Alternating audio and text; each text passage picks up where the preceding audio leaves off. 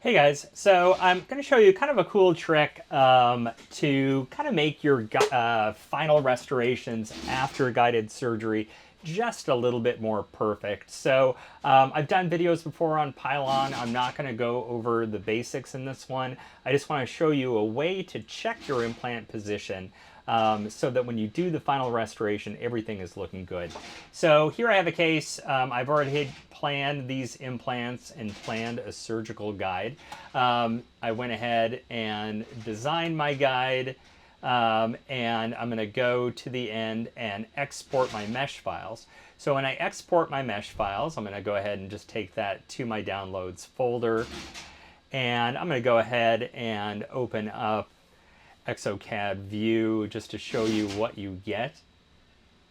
And so I'm going to go to my downloads and go ahead and open this up. So we have our surgical guide just like we know we do all the time.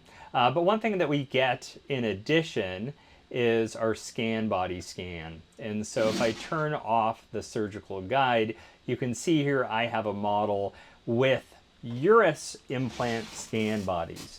Now, you can use Pylon with different implant systems, and I have a video out there on how to hack it. But while you're in Pylon, just call the implants themselves Urus. You can change the guide sleeve dimensions to match whatever else you're doing. But you'll go ahead and get this model. And now we can go into Exocad and design just a quick design on these implants and get a preview of what our final restorations will look like. So I've imported the STL file from Pylon. This is the scan body scan. And I'm going to go ahead and detect the implant positions.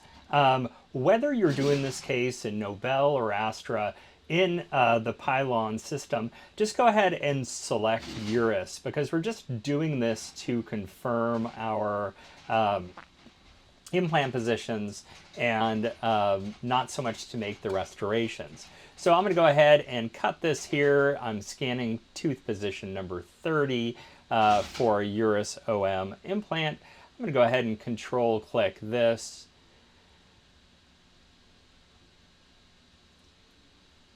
And it went ahead and matched everything up. Go ahead and do that for the rest. And I'm going to go ahead and do my tooth placement step and get all the way to the free-forming step.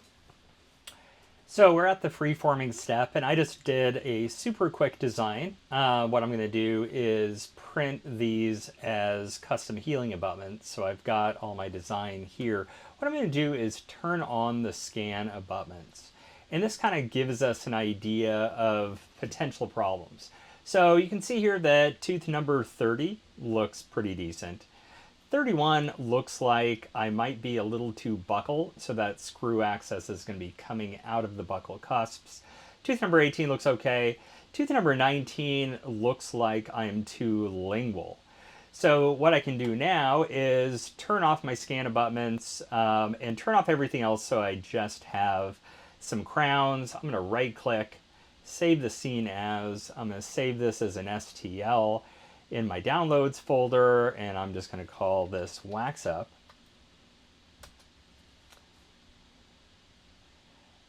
And I can go ahead then and pull that into my guided surgery software. So if I go ahead and bring up Pylon, I'm going to go back to the data registration step. So I've got an upper jaw, I've got a lower jaw. I'm going to bring in my waxup now. So additional scan data 1, I'm going to do this for the mandible, and I'm going to call this waxup.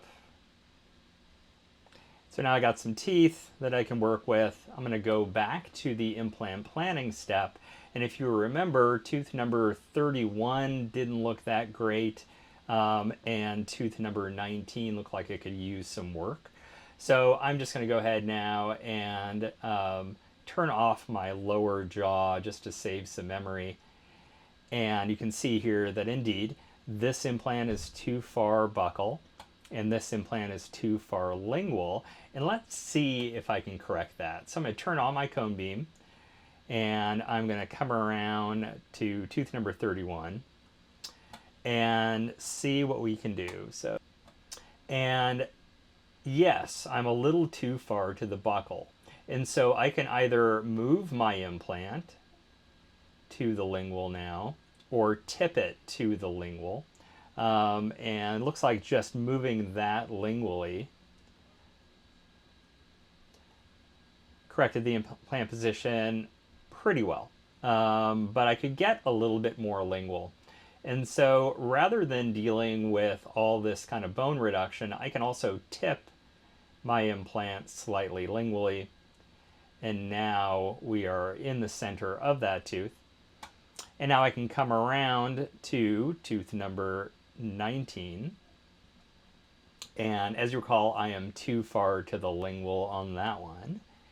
And so can I get more buccal? Yeah, I can get more buccal. And so I'm going to move this ever so slightly over here. I've got some bone reduction to do. Let's see what happens if I tip that implant out just a hair and see if we can get that a little more centered. So I'll turn off my cone beam so we can see it. And yeah, that looks better. So now I can go back and delete my guide. And so I'll just go ahead and delete this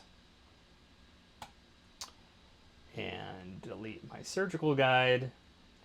And now I can go ahead and redraw my surgical guide